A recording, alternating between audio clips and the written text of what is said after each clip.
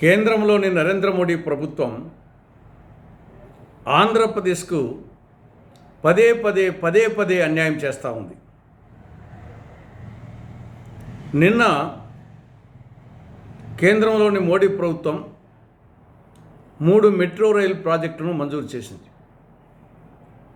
ఒకటి 15,611 కోట్ల రూపాయల అంచనాతో 44.65 కిలోమీటర్ల పొడవుతో బెంగళూరు మెట్రో ప్రాజెక్టు 3ను మంజూరు చేసింది.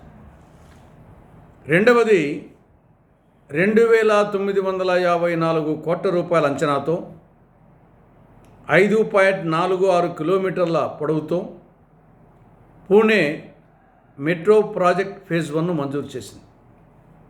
మూడవది 12,200 కోట్ల రూపాయల అంచనాతో 29 కిలోమీటర్ల పొడవుతో మహారాష్ట్రలోని ఠానే మెట్రో రైల్ ప్రాజెక్టును మంజూరు చేసింది. కానీ ఆంధ్రప్రదేశ్కు సంబంధించి మొండి చేయి చూపింది. ఆంధ్రప్రదేశ్ పునర్వ్యవస్థీకరణ చట్టంలో 13వ షెడ్యూల్లో ఆంధ్రప్రదేశ్లోని విశాఖలో, విజయవాడలో మెట్రో రైలు ప్రాజెక్టు ఏర్పాటు చేయాలని చట్టంలో ఉంది. 10 సంవత్సరాలైంది. విశాఖ మెట్రోకు సంబంధించి 12,727 కోట్ల రూపాయల అంచనాతో, విజయవాడ మెట్రోకు సంబంధించి 6,769 కోట్ల రూపాయల అంచనాతో ప్రతిపాదనలు పోయినాయి. కానీ 10 సంవత్సరాలుగా మంజూరు కాలేదు. చట్టంలో ఉంది. దక్షిణాదిలో మెట్రో రైలు ప్రాజెక్టు లేని ఏకైక రాష్ట్రం ఆంధ్రప్రదేశ్. ఇది ఆంధ్రప్రదేశ్కు చాలా అవమానకరం. కాబట్టి బీజేపీ నరేంద్ర మోడీ ప్రభుత్వం ఆంధ్రప్రదేశ్ పట్ల పూర్తి నిర్లక్ష్యం వహిస్తూ ఉంది. రాష్ట్రంలోని ప్రాంతీయ పార్టీలు, అటు టీడీపీ కానీ, వైకాపా కానీ, జనసేన కానీ, ఇవి బీజేపీ చేతిలో కీలుబొమ్మలుగా మారి అసమర్థత, చేతగానితనంతో ఇవి ప్రవర్తిస్తున్నాయి.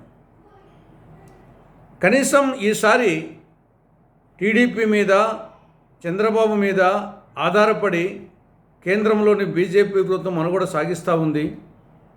కనీసం ఈసారైనా ఈ ప్రాజెక్టులు ఆంధ్రప్రదేశ్కి వస్తాయని చెప్పేసి ప్రజలు ఎంతో ఆశించారు. ఈసారైనా చంద్రబాబు నాయుడు గారు చక్రం తిప్పుతాడేమో కేంద్రంలో అని అందరూ ఎంతో ఊహించుకున్నారు.